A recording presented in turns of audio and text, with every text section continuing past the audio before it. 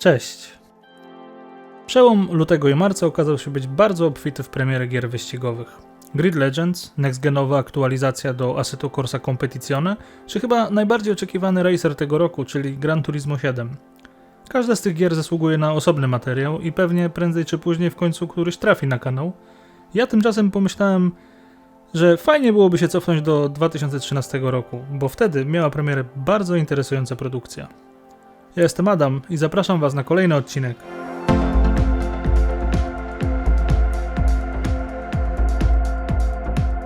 ...21 luty 2013 roku.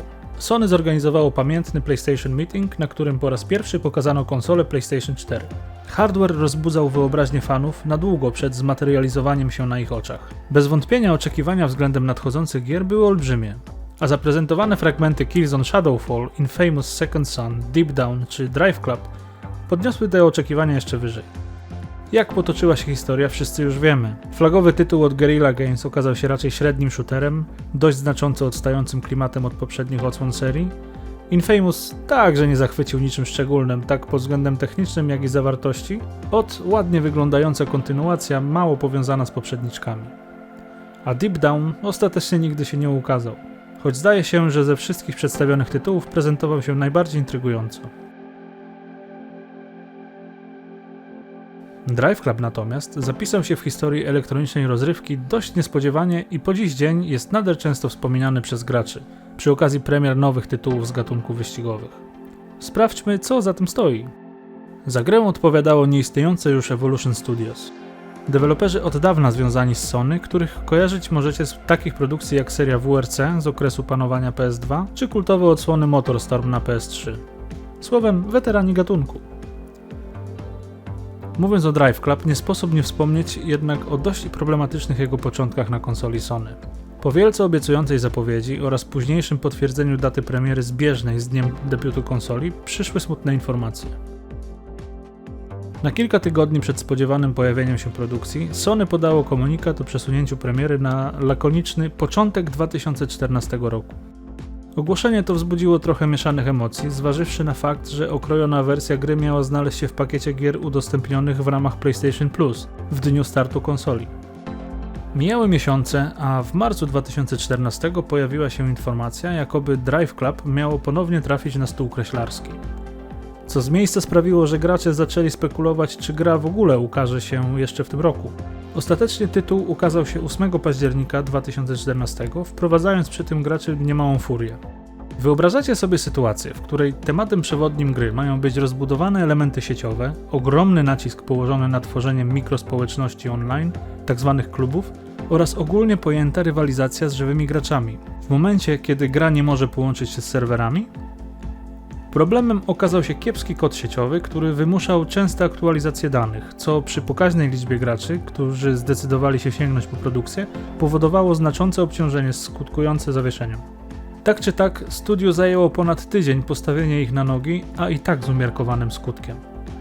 Sytuację uratowała też chyba trochę decyzja o opóźnieniu darmowej wersji dedykowanej PlayStation Plus, bo kto wie, ile potrwałaby naprawa.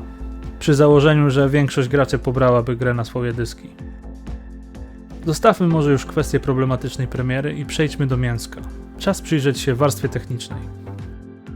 Drive Club na premierę otrzymał 50 szczegółowo wymodelowanych aut oraz imponujące 55 tras. Co prawda część z nich stanowiła odwrócone wersje podstawowych, jednak były one na tyle urozmaicone, że ciężko było się do tego przyczepić. Późniejsze aktualizacje jeszcze bardziej rozbudowały zawartość, oddając graczom ostatecznie około 80 aut oraz 84 tras. Pojawił się także osobny dodatek w postaci Drive Club Bikes, który skupiał się na wyścigach motocykli, oraz edycja dedykowana PlayStation VR.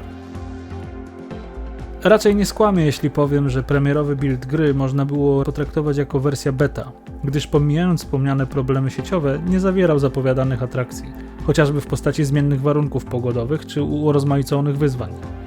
Te zostały dodane przy okazji kolejnych update'ów. Dzięki czemu z gry będącej początkowo ładnym, ale raczej średnim i szybko nudzącym się arcade racerem, Drive Club przeistoczył się w istny pokaz potencjału graficznego, jaki może wykrzesać z siebie maszynka Sony. Efekty pogodowe wprowadzone do gry powodowały niemały opad szczęki wśród graczy. Tak szczegółowo wykonanego deszczu, śniegu oraz odbić, co tu dużo nie mówić, realistycznie wyglądającego świata próżno było szukać w innym tytule konsolowym, nie tylko w wyścigach. Gra zawdzięcza to wszystko silnikowi graficznemu stworzonemu przez Evolution Studios specjalnie na potrzeby tej produkcji. Główną ideą, jaka przyświecała twórcom, była chęć oddania dynamiki najlepiej jak to tylko możliwe. Uzyskano to poprzez jednoczesne użycie technik takich jak forward rendering, tile-based rendering oraz deferred rendering. W opisie filmu znajdziecie linki do informacji, na czym te techniki polegają. Do tego system wolumetrycznych chmur, dynamiczna zmiana pory dnia oraz krople deszczu i płatki śniegu będące faktycznie malutkimi obiektami 3D. Nie mówiąc już nawet o niesamowitych wizualnie efektach towarzyszących burzy z piorunami oraz wyjątkowo szczegółowo wykonanymi modelami aut. Te ostatnie powstały ponoć w oparciu o CAD-owe modele pozyskane od producentów. Wszystko to sprawia, że nawet dziś z podziwem patrzymy na tą 8-letnią już grę. Interesującym faktem jest także stworzenie kilkuwarstwowego poszycia aut, metalowa podstawa oraz lakier, które widowiskowo zdzierają się podczas kolizji. W przeciwieństwie do niektórych flagowych ścigałek, Drive Club zawierał również dynamiczny model zniszczeń. Nie był on co prawda jakoś przesadnie widoczny i bardzo spektakularny, ale mimo wszystko łatwo było zauważyć pogiętą tu i tam karoserię. Dzięki wspomnianym technikom renderowania autorzy mogli w czasie rzeczywistym nadać powierzchniom realistyczne właściwości refleksyjne oraz połysk, adekwatnie do materiału. A wiedzieć musicie, że jak na rok 2014 odbicia w postaci Screen Space Reflections prezentowały się nad wyraz efektownie.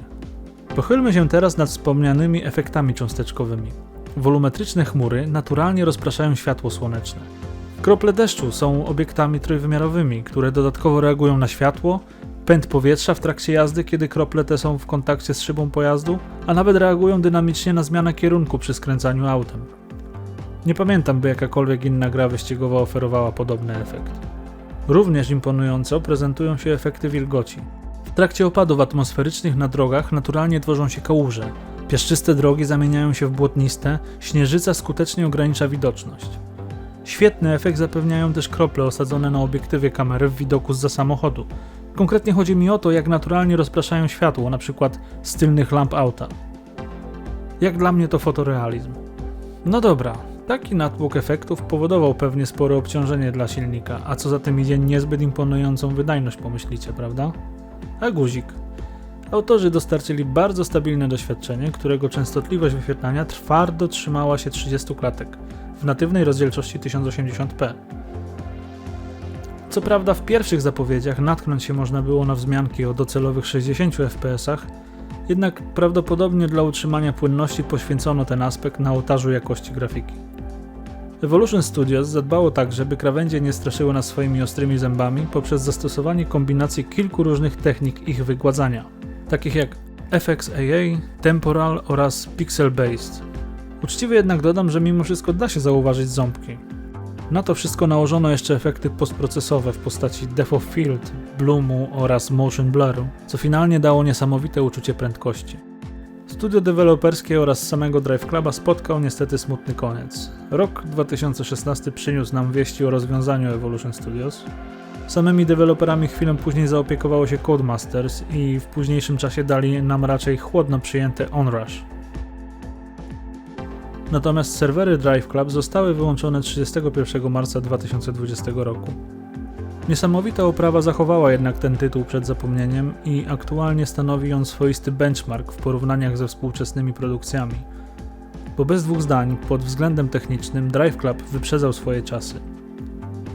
I gdyby tylko Sony dało zielone światło na rozwijanie go dalej, kto wie, w jaką grę zagrywalibyśmy się do upadłego na PlayStation 5.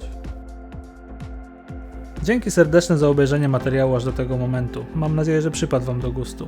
Zachęcam Was serdecznie do sprawdzenia naszych głównych kanałów, mojego i Krzyśka, oraz do sprawdzenia naszego profilu na Facebooku. Trafiają tam materiały, które nie zawsze pojawią się na Granalizie, a mogą Was zainteresować. Ja tymczasem biorę się do następnego tematu. Więc cześć i do następnego.